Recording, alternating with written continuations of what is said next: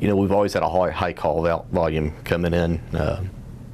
It just hasn't gone down, and I don't forecast it going down anytime in the near future. In 2014, the St. Joseph Police Department received 611 more calls for service than they did in 2013. But considering the center receives roughly 200 calls for service every day on average, that increase doesn't seem like a whole lot. The Communications Center also saw a decrease in the amount of calls they were able to answer within 10 seconds. For every month in 2013, the center was able to stay above answering 90% of their calls within 10 seconds.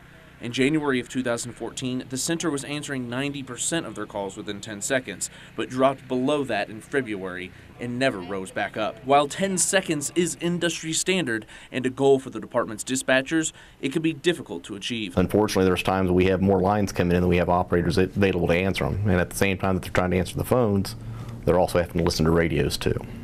It's a difficult job, Beaver says, and all of his dispatchers are great at multitasking. He says they often carry 5 conversations at once.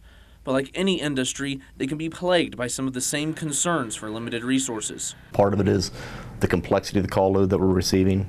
Part of it is we have a turnover like every other business and every other industry in the world. Beaver says it takes 22 weeks to train a new dispatcher. He also says that the department's goal of striving for better customer service can also affect their answering time. Sometimes it's going to take a little bit longer on a phone call, so that you can't hang up from the first one and get to the next one until you're finished with that. Beaver said any part of the police department could always use more manpower, but just like other units, they try to make the best of the resources they do have.